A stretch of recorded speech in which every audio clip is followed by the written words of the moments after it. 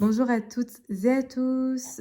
Aujourd'hui, on se retrouve pour une vidéo un peu en mode aléatoire, mais j'avais en tête de vous présenter quand même un mémo technique. Alors prenez de quoi écrire. Alors j'ai pas de trépied, c'est vraiment là, j'y ai pensé tout de suite. Alors c'est pas un tirage, mais c'est vraiment si vous apprenez le tarot. Je voulais vous présenter un petit mémo technique pour retenir, pour apprendre le tarot. Là, j'ai le tarot de l'illumination, mais vous pouvez utiliser n'importe quel tarot. De toute façon, ça va être le même mémo.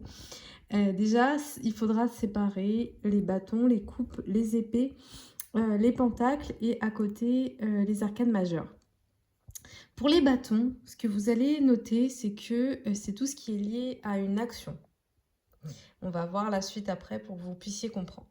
Pour les coupes qui sont ici, ça va être tout ce qui est lié aux émotions, aux sentiments.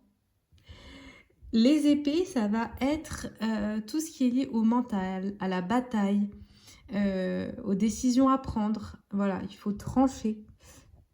Moi, je vous dis ça parce que c'est ce qui m'aide aussi, ce qui m'a aidé en tout cas à retenir. Voilà, maintenant j'ai l'habitude, mais bon.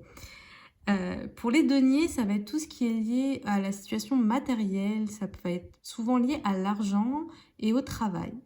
On va voir dans une autre vidéo si ça vous intéresse les arcanes majeures. Ensuite, c'est dommage, je ne les ai pas sortis du tas. Il n'y en a pas un, non, là on a 2, 2, 3 et 2. Il y a beaucoup de 2. Ok.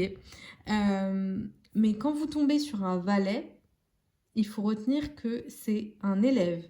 Donc, pour avoir le mémo technique, en fait, on dit le valet apprend, le cavalier agit, la reine comprend et le roi dirige. Donc, le valet, c'est l'élève. Le cavalier, ça va être l'action, celui qui agit. La reine, ça va être celle qui comprend, donc la maîtrise intérieure. Et le roi, celui qui dirige, c'est le pouvoir, la maîtrise totale de quelque chose. C'est vraiment, ça va vraiment vous aider si vous débutez le tarot.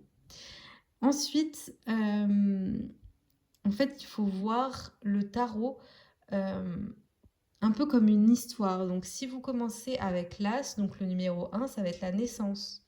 2, et là on en a 3 en plus, c'est plutôt la dualité, ça va être un choix à faire.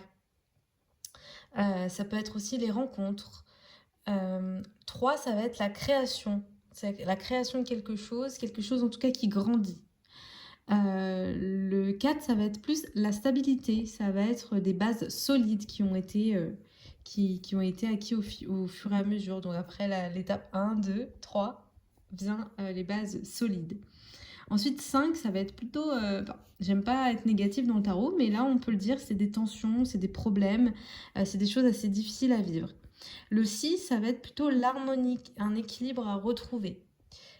Le 7, ça va être les défis de la vie, ça va être la vie vous teste en fait. On vous teste pour voir si vous allez réussir à tenir bon.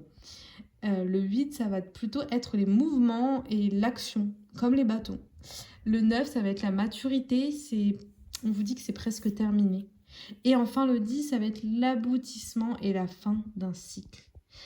Donc voilà, j'espère que cette petite vidéo aléatoire vous aura plu, que vous avez pris vos notes et que ça vous aura aidé.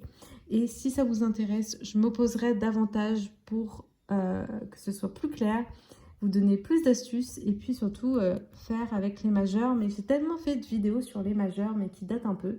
Dites-moi si vous voulez que j'en refasse une, parce que y a plein de choses à savoir et ça me gêne pas du tout de vous faire cette vidéo. Je suis même plutôt ravie de partager tout ça avec vous. Bye!